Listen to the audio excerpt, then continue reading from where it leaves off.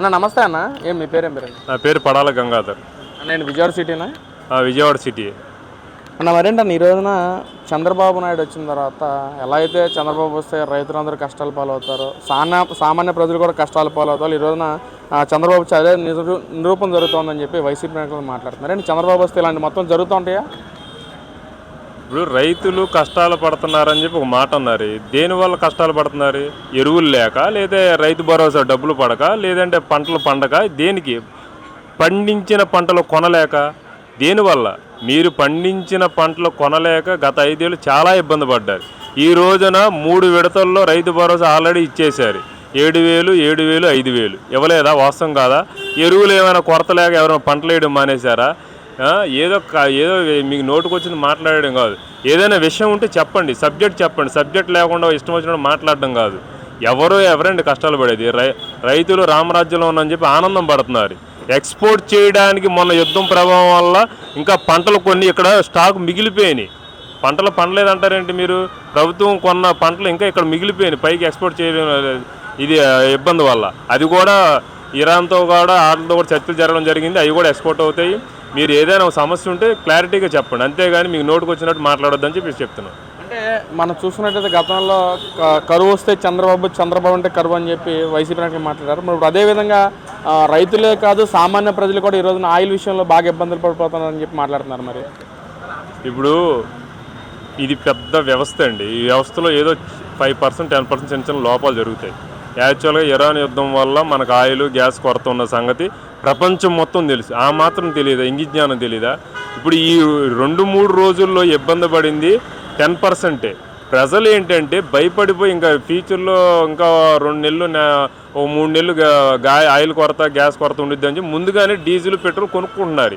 5 లీటర్లు అవసరం ఉన్నది 50 లీటర్లు వెళ్ళి కొనుక్కుంటున్నారు. దానివల్ల ఏర్పడిన కృత్రిమ కొరత తప్పించి యాక్చువల్గా ఆంధ్రప్రదేశ్లో గ్యాస్ కానీ, పెట్రోల్ కానీ, డీజిల్ కానీ కొరత లేదు. సరే, దానికి కూడా అధికారులను పిలిపించి నారా చంద్రబాబు నాయుడు గారు మీటింగ్లు పెట్టించి, వాళ్ళ పరుగులు పెట్టించి ఇంకో 1-2 గంటలు వేలాది ట్యాంకర్లు ఆంధ్రప్రదేశ్ రాష్ట్రానికి, విజయవాడ నగరానికి రాబోతున్నాయని చెప్పి ఈ సందర్భంగా తెలియజేస్తుంది. అంటే అన్న, ఇక్కడ చూసుకున్నట్లయితే ఈ రోజున ప్రజలందరూ ఎంత ఇబ్బందులు పడుతూ ఉంటే చంద్రబాబు నాయుడు విదేశాలు తిరుగుతున్నాడు. అసలు లోకేష్ ఎక్కడికి వెళ్ళాడో తెలియదు. డిప్యూటీ సీఎం పవన్ కళ్యాణ్ కూడా అసలు ఎక్కడికి వెళ్ళారో కూడా తెలియని పరిస్థితుల్లో ఉన్నాయని చెప్పి వైసీపీ నాయకులు మాట్లాడుతున్నారు. మరేంటన్న, వైసీపీ జగన్మోహన్ రెడ్డి గారు ఎక్కడికి వెళ్ళారు? ఏ డ్రెస్ వేసుకొని వెళ్ళారు? ఎంత కాస్ట్ షూ వేసుకొని వెళ్ళారు? దాని మీద విషయం క్లారిటీ చెప్పండి. దీని మీద నేను క్లారిటీ చెప్తా. మీ కళ్ళు పోయినాయా? ఎండకి ఏమైనా బైర్లు గమ్మినాయా?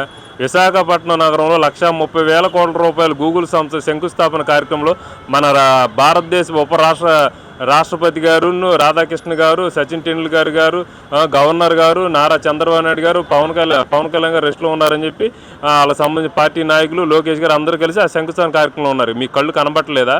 ఇప్పుడు పవన్ కళ్యాణ్ గారు చిన్న సర్జరీ జరిగింది, ఆయన రెస్ట్లో ఉన్నాడు. మనిషి అన్నాక ఏది జరగదా? ఏ ప్రాబ్లం రాదా? చిన్న గుండు సూది గుచ్చుకుంటేనే కుట్లు కట్టేసుకొని అక్కడికి వెళ్ళిపోయి నాకు ఇక్కడ వైద్యం జరగదు, హైదరాబాద్ వెళ్ళిపోతాను, లండన్ వెళ్ళిపోతాను, అక్కడ ట్రీట్మెంట్ చేసుకుంటాను అంటున్నావే. ముక్కులో శ్వాస అందక సంథింగ్ చిన్న సర్జరీ జరిగింది, దాని గురించి మనుషులు కనపడలేదు అంటావా? నువ్వు ఈరోజు లండన్ వెళ్ళావు, ఏ పని మీద వెళ్ళావు చెప్పావా? ఎందుకు వెళ్ళావు చెప్పావా? మీరు వేసుకున్న డ్రెస్ కాస్ట్ ఎంతో చెప్పారా? మీరు వేసుకున్న ఒక్క షూ కాస్ట్ 1,50,000 రూపాయలు. అంటే మీరు నిజంగా పొలిటీషియనా లేదంటే బాగా బలిసిన ధనవంతుడివా? చెప్పండి. నిజంగా మీకు తెలుసా? లేదంటే నారా చంద్రబాబు నాయుడు గారికి, నారా లోకేష్ గారు జనాలు తిరిగే మనుషులు ప్రజల సమస్యలు తెలిసిద్ది అంటారా? మీరు ఇష్టం వచ్చినట్టు ఏదో బురద జల్లేసి దులుపుకోండి, మీదే మరక అని చెప్పడం కాదు. ఏదైనా సబ్జెక్ట్ పరంగా రండి, మీ సమాధానం చెప్తాం. ఈరోజు గూగుల్ విషయంలో కూడా అసలు మేమే తీసుకొచ్చాం, ఈరోజు గొప్పలు చెప్పుకున్న కూటమి ప్రభుత్వ నాయకులు అంటున్నారు. మరి దాని గురించి మీ అభిప్రాయం ఏంటన్నా? మరి 5 ఏళ్ళు సంకనాయ్ గారా మీరే తీసుకొచ్చారు. 5 ఏళ్ళు మీరు ఏమైనా శంకుస్థాపన చేశారా? దానికి సంబంధించిన ఏమైనా కార్యకలాపాలు జరిగినాయా?